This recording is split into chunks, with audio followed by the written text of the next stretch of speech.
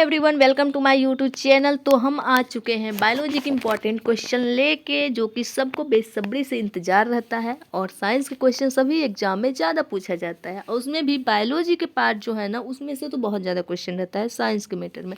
चलते क्वेश्चन की तरफ। फर्स्ट क्वेश्चन है, फर्स्ट चैप्टर से जंतु विज्ञान अध्ययन करता है। क्या अध्ययन करता है? जीवित व मृत जानवरों दोनों को।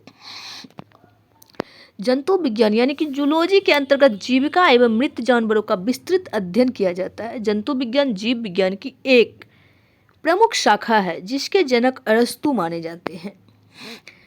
सूची 1 को सूची 2 से सुमेल कीजिए और सूचियों के नीचे दिए गए कूट का प्रयोग कर सही उत्तर का चयन कीजिए।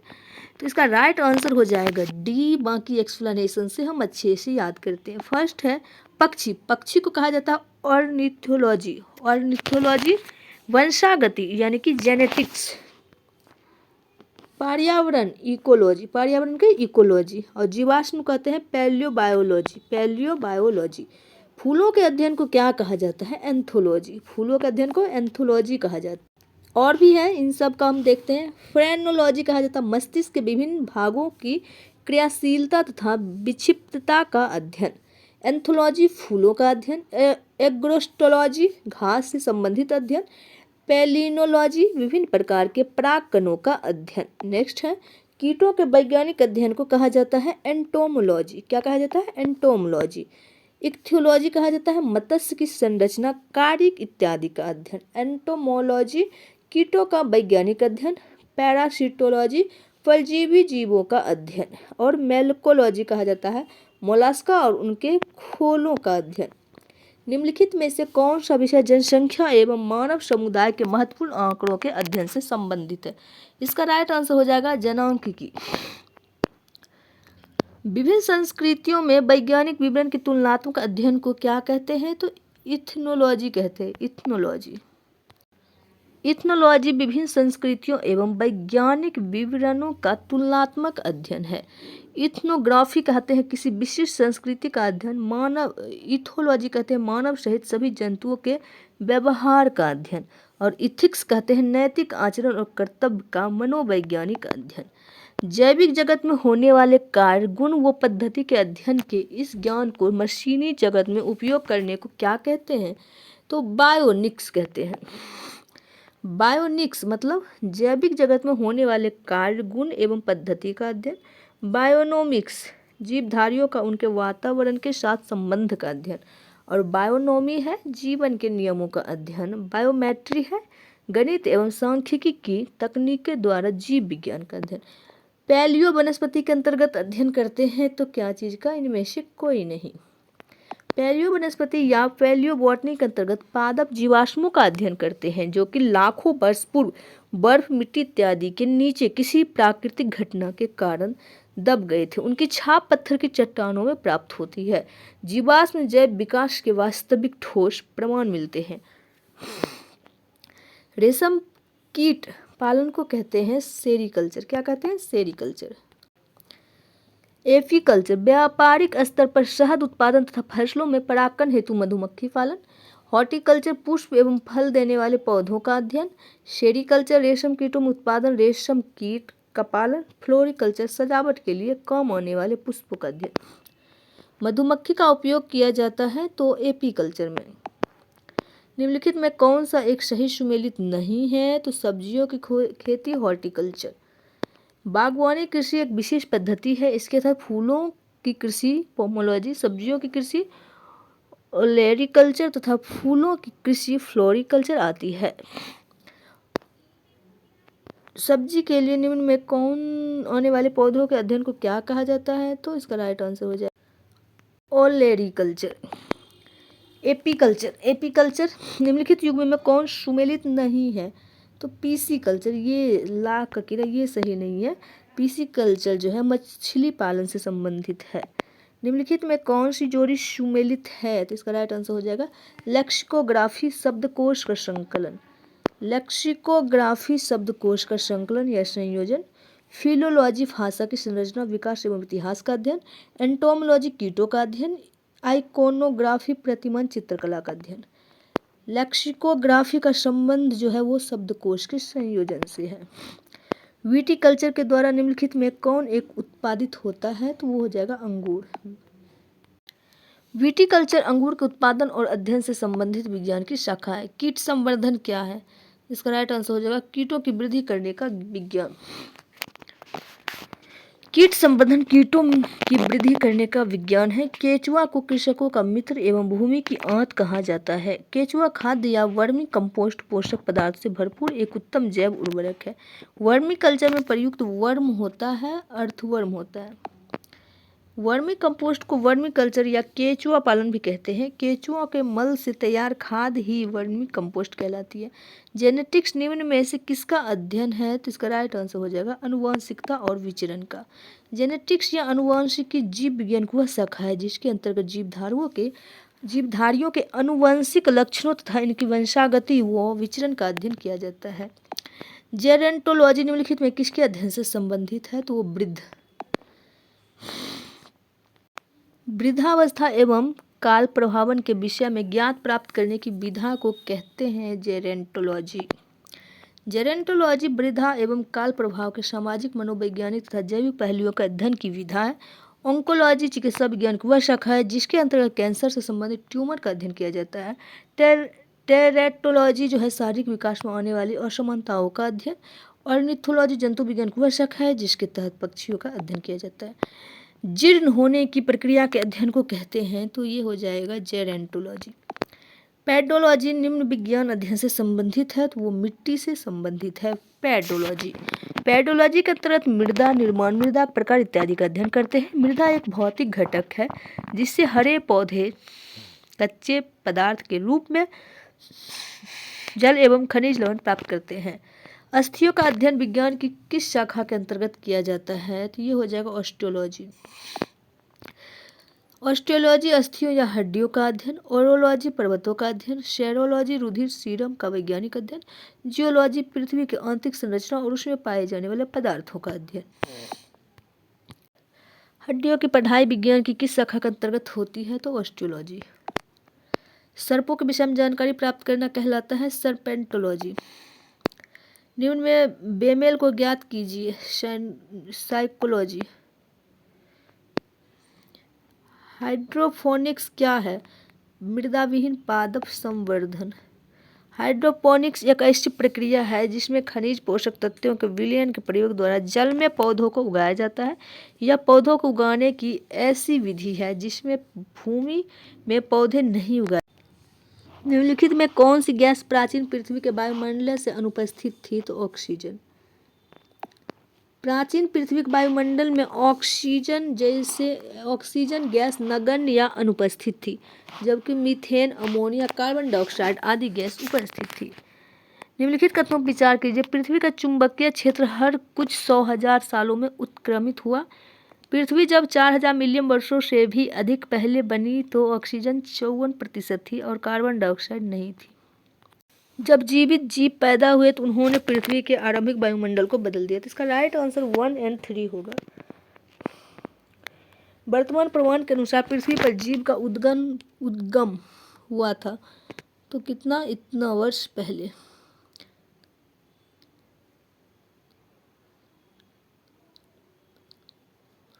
यानी कि 2 अरब वर्ष पहले। पृथ्वी पर सबसे पुराना जीव कौन सा है, तो नील हरित शैवाल। पुस्तक द ओरिजिन ऑफ स्पीसीज किसने लिखी है, तो डार्विन, यानी कि Darwin. The origin of species पुस्तक डार्विन द्वारा लिखी गई है। चार्ल्स डार्विन इंग्लैंड के जैव विकासविद थे। इनके द्वारा प्रस्तुत विकासवाद को डार्विनवाद या प्राकृतिक वर्णनवाद कहते हैं। डार्विन द्वारा प्रस्तुत प्राकृतिक वर्णनवाद निम्न में से किस पर आधारित है, तो उपर्युक्त सभी, यानी कि over production, struggle for existence and variations, survival of the fittest. Charles Darwin England के जैव विकासविद थे। इन्होंने डार्विनवाद प्रस्तुत किया। डार्विनवाद को प्राकृतिक वर्णनवाद भी कहते हैं। डार्विनवाद की विस्तृत व्याख्या इनकी पुस्तक प्राकृतिक चुनाव द्वारा जातियों की उत्पत्ति में छपी।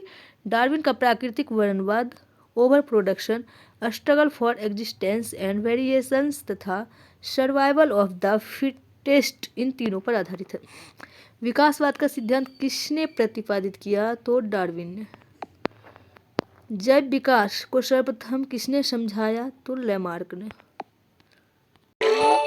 विकास के उत्परिवर्तन सिद्धांत का प्रतिपादन किया था ह्यूगो डी ब्रिज ने। विकास के उत्परिवर्तन सिद्धांत को हॉलैंड के पादप शास्त्री ह्यूगो डी ब्रिज ने दिया था। इसके अनुसार नई जाति की उत्पत्ति अचानक एक ही बार में होने वाली स्पष्ट तथा अस्थायी बड़ी विभिन्नताओं के कारण होती है। जाति का पहला सदस्य जिसने उत्परिवर्तित लक्षण दिखाई देती है उत्परिवर्ती कहलाता है। इन्होंने अपना प्रयोग शांत प्रिमरोज पर किया था। सूची 1 को सूची 2 के साथ सुमेलित कीजिए। सूचियों के नीचे दिए गए कूट का प्रयोग कर सही उत्तर चुनिए। उत्परिवर्तन का सिद्धांत, विकास का सिद्धांत, एक जीन एक एंजाइम की परिकल्पना, ओपेरॉन अवधारणा। तो इसका राइट आंसर हो जाएगा बी। बाकी हम एक्सप्लेनेशन देखते हैं। उत्परिवर्तन का सिद्धांत ह्यूगो डी ब्रिज, विकास का सिद्धांत डार्विन, एक जीन एक एंजाइम की परिकल्पना वीडल और टैटम, ओपेरॉन अवधारणा जैकब और मोनोड। विकास का मुख्य कारण है प्राकृतिक वर्ण। जैव विकास के संदर्भ में सांपों में अंगों का लोप होने को स्पष्ट किया जाता है अंगों का उपयोग तथा अनुपयोग किए जाने से। जीवों के अत्यधिक विविधता का कारण है उत्परिवर्तन। क्या है? उत्परिवर्तन।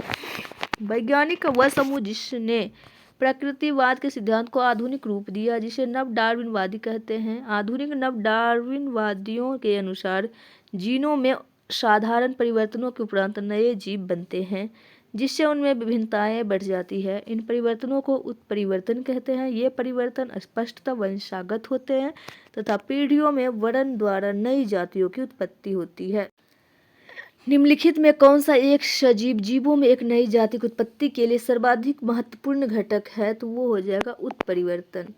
कोशिका जीनोम के डीएनए अनुक्रम में परिवर्तन को उत्परिवर्तन कहते हैं। उत्परिवर्तन प्रक्रिया में आनुवांशिक पुनर्संयोजन के माध्यम से बड़ी संख्या में डीएनए की प्रतिलिपि तैयार हो जाती है। नई जीनों के विकास में यह प्रतिलिपियां एक प्रमुख भूमिका निभाती है। आधुनिक मनुष्य के हाल का पूर्वज है क्रो-मैग्नोन मनुष्य। क्रो-मैग्नोन मनुष्य को आधुनिक वैज्ञानिक वर्तमान मानव होमोसेपियंस का अंतिम सीधा पूर्वज तथा आधुनिक मानव की एक उपजाति होमोसेपियंस फॉसिल्स मानते हैं। क्रो-मैग्नोन का शरीर गठा हुआ और लगभग 180 सेंटीमीटर लंबा तथा इसकी कपाल गुहा 1600 क्यूबिक सेंटीमीटर है। शब्द डेनिसोवन कभी कभी समाचार माध्यमों के संदर्भ में आता है, तो एक आदि मानव जाति के रूप में। और क्योप्टेरिक्स है। क्या है? जुरैसिक युग का सर्वपुरातन पक्षी। Option A. नेक्स्ट क्वेश्चन है, और क्योप्टेरिक्स किन वर्गों के प्राणियों के बीच की योजक कड़ी है? तो सरीसृप और पक्षी का। मैमथ पूर्वज है, तो क्या चीज़ का? हाथी का। मैमथ प्रजाति वर्तमान समय में विलुप्त है। यह हाथी का पूर्वज माना जाता है। डायनासोर थे मेसोजोइक सरीसृप। डायनासोर रहे मेसोजोइक युग में।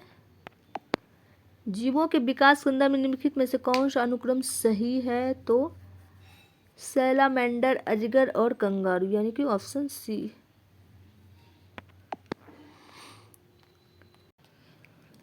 जीव विज्ञानियों ने पादप जगत और प्राणी जगत की जातियों को बहुत बड़ी संख्या में ज्ञात किया है, ढूंढ निकाला है और पहचान लिया है। संख्या की दृष्टि से अब तक ढूंढे हुए और पहचाने हुए जीवों में सबसे अधिक है कीटों का। सूक्ष्म जीवाणु को देखा जा सकता है तो कंपाउंड्स खुर्दबीन द्वारा। कुछ जीवाणु अपना भोजन संश्लेषित कर सकते हैं। इन जीवाणुओं में हरा पदार्थ जो हरित लवक कहलाता है पाया जाता है। तो इसका राइट आंसर हो जाएगा ए सही, परंतु आर गलत है।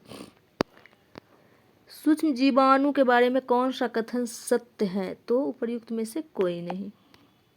सबसे छोटा जीव जो स्वयं विकास एवं प्रजनन करने में समर्थ है, तो वो माइकोप्लाज्मा। अमीबा विभंजन द्वारा प्रजनन करता है। सभी एक कोशिकीय जीव अलैंगिक विधियों से जनन करते हैं। ए आर दोनों सही है, आर ए का सही स्पष्टीकरण है। अमीबा एक प्रोटोजोआ एक कोशिकीय जंतु है जो कि प्रायः द्विखंडन विधि द्वारा जनन करता है। प्राय सभी एक कोशिकीय जीव अलैंगिक विधि द्वारा जनन क्रिया करते हैं। निम्नलिखित पर विचार कीजिए। जीवाणु, कवक, विषाणु। इसका राइट आंसर हो जाएगा 1 और 2। उपयुक्त में से कृत्रिम संश्लेषण माध्यम से संवर्धित किया जा सकता है 1 और 2 को। गम रुधिर वाले जंतु वे होते हैं जो अपने शरीर के तापक्रम को हमेशा एक समान बनाए रखते हैं। समतापी अर्थात गर्म रुधिर वाले वे जंतु होते हैं जिनके शरीर का ताप वातावरण के ताप से प्रभावित न होकर सदैव एक सा रहता है। इसके अंतर्गत पक्षी तथा स्तनधारी आते हैं, जबकि असमतापी के अंतर्गत मत्स्य, उभयचर, सरीसृप इत्यादि जंतु आते हैं जिनके शरीर का ताप वातावरण के ताप के अनुसार घटता बढ़ता रहता है। निम्नलिखित में से कौन सा कथन सही नहीं है? सभी इकाइनोडर्म सजीव प्रजनक होते हैं। इकाइनोडर्म समुद्र में पाए जाने वाले पंचतई अरिया समिति वाले ड्यूटरोस्टोमी यूमेटाजोआ होते हैं जिनकी डिंभक प्रावस्था में शरीर की सममिति द्विपार्श्वीय होती है तथा इन इकाइनोडर्म सजीव प्रजनक नहीं होते हैं। इस प्रकार विकल्प ए सही नहीं है। निम्न में कौन से जीव में रक्त नहीं है? तो इसका राइट आंसर हो जाएगा हाइड्रा में। निम्न में कौन मछली नहीं है? तो वो हो जाएगा स्टारफिश। निम्नलिखित में कौन एक वास्तविक मीन मछली है? तो कैटफिश। निम्न में कौन सी वास्तविक रूप से मछली है? तो वो हो जाएगा समुद्री घोड़ा। निम्नलिखित में कौन एक मछली है? तो समुद्री घोड़ा। शार्क मछली में कितने हड्डी होती हैं? तो एक भी हड्डी नहीं होती है। शार्क मछली में हड्डियाँ नहीं पाई जाती है। शार्क मछली का कंकाल तद उपास्थि का बना होता है, यानी कि कार्टिलेज का। निम्न में कौन सी पक्षी नहीं है? तो गोल्डन महसीर।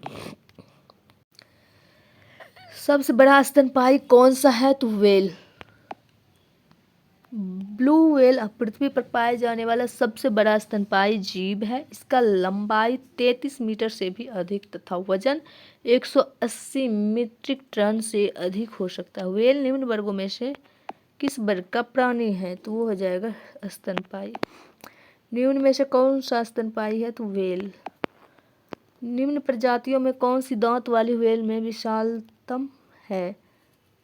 Sperm whale. निम्नलिखित में कौन अंडे देता है और सीधे बच्चे नहीं देता? तो ये हो जाएगा एकिडना।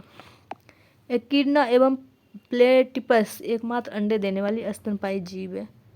निम्नलिखित में कौन सा स्तनधारी अंडे देता है? एकिडना। उड़ने वाला स्तनपायी है तो चमगादड़। चमगादड़ आकाश में उड़ने वाला एक स्तनपायी प्राणी है। यह पक्षी वर्ग में नहीं आता। यह पूर्ण रूप से निशाचर प्राणी है। यह एकमात्र ऐसा स्तनधारी है जो उड़ सकता है।